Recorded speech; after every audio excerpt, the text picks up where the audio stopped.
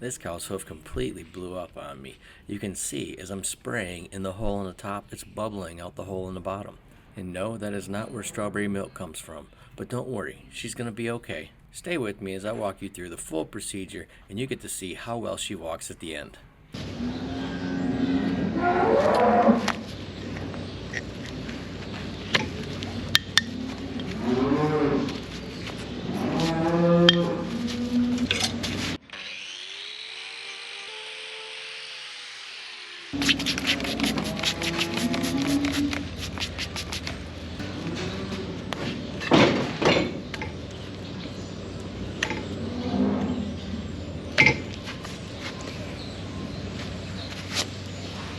Got a little of that in my mouth.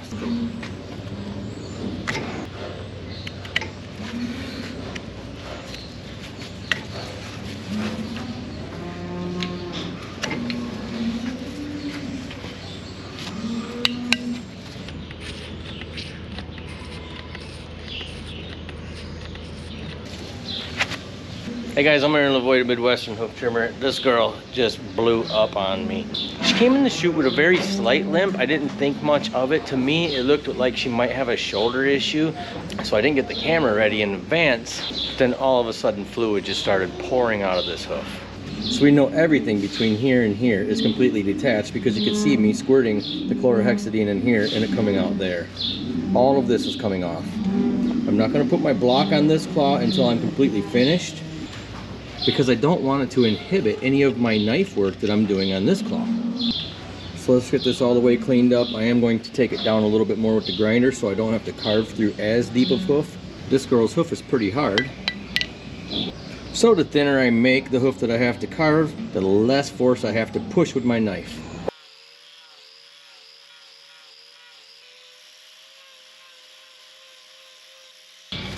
So if you follow this channel, you already know that this is not an infection, that was not pus, that is serum, and this is more of a blister. Even though the industry calls this an abscess, it's been adapted a long time ago. It is not truly an abscess. An abscess is an infection. This is fluid-filled separation of the corium and the outer lying dead cells, just like a blister on our hand or foot would be.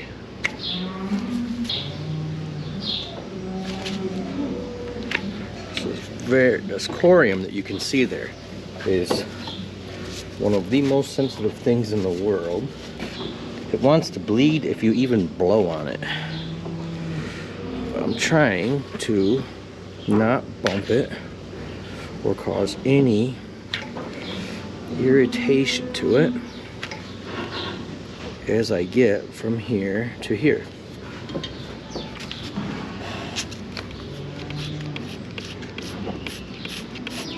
can see that again. Now before I keep going, I thought I'd come up here and show you guys her. You can tell this is, I'm sure that this lesion hurt, but the work that I'm doing does not. If it hurt, she would be thrashing her head, bellowing, making all sorts of noise, pulling and yanking on that foot. She's not doing any of that. She's sitting here very calmly, just waiting until I get done with her foot. Big mama, you good? You're good. We'll get you taken care of. Anybody who's worried about me not wearing any gloves for a few minutes, oh, this would be the least bad thing that I get in my hands in that whole day.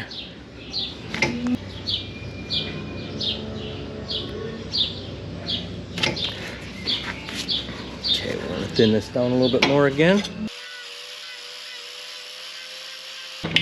Now remember, this hoof horn that I'm cutting on does not have any nerves. It is dead cells. So this isn't, I'm not cutting into anything painful. But it does all need to be removed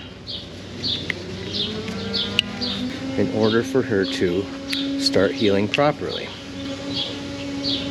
What caused this? This is a weight-bearing issue, a weight-bearing lesion. Not necessarily that she weighed too much or from standing on concrete all the time or anything like that. It looked like Maybe she stepped on a stone and this lesion started here. And then as it started filling up with fluid, the hydraulic pressure with each step forced that fluid to follow the path of least resistance, which is the softest area of the hoof, the bulb. They always go that way.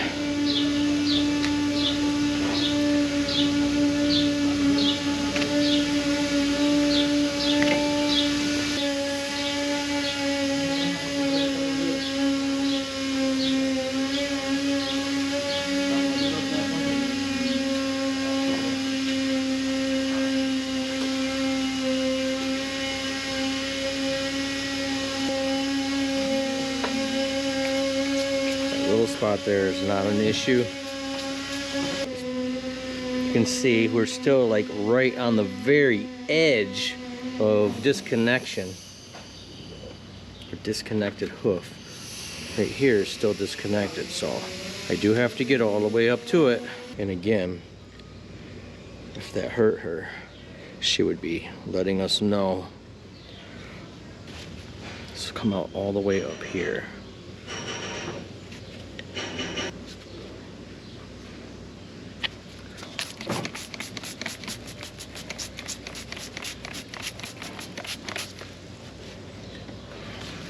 We are just about there.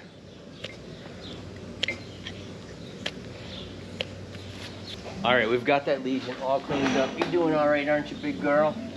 We're gonna get it wrapped up. We're gonna use some iodine. That is my preferred treatment of choice for a lesion like that. We do use salicylic acid on certain lesions, not this one. And then we'll get our block put on in just a second.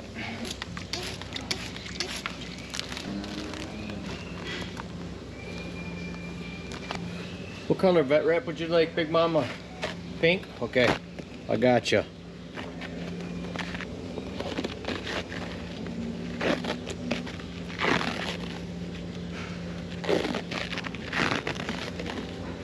And we only want enough wrap on here to keep our lesion covered for a short amount of time. We don't want to restrict any blood flow or hold bacteria and moisture in. We'll just give this claw a quick little polish. We're not going to take anything extra, just drying it off.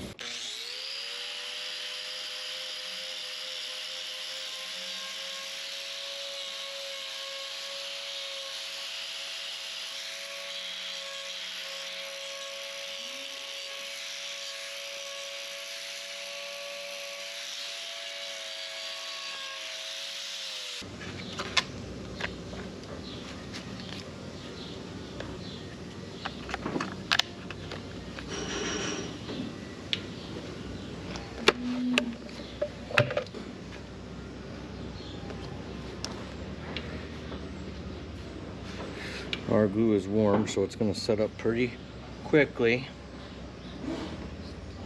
Now, I've had people ask why I don't do different things with the blocks. Would they stay on longer if I grooved the hoof or anything like that? We wind up taking them off in 4 weeks. We don't have an issue with our blocks coming off or an issue with them not staying on long enough.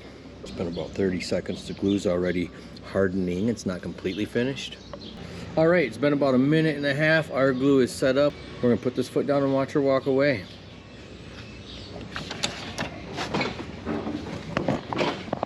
Now keep in mind, sometimes it takes them a few steps before they start to feel comfortable and before they realize that they have that block and how it works and how they can use it. You all good to go, Mama? Yeah, you're good to go, huh?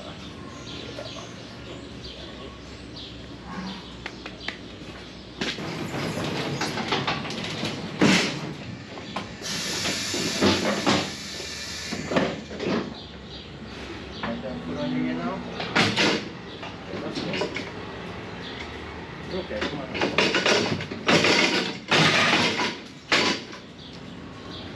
Don't go up those stairs. She's already bearing weight. She's bearing weight on that foot much better already. Oh yeah. Take you outside for 1 second to see the weather. It's somewhat inclement weather. Well, I hope you guys enjoyed this video. Till next time, we'll catch you on the flip flop. Bye.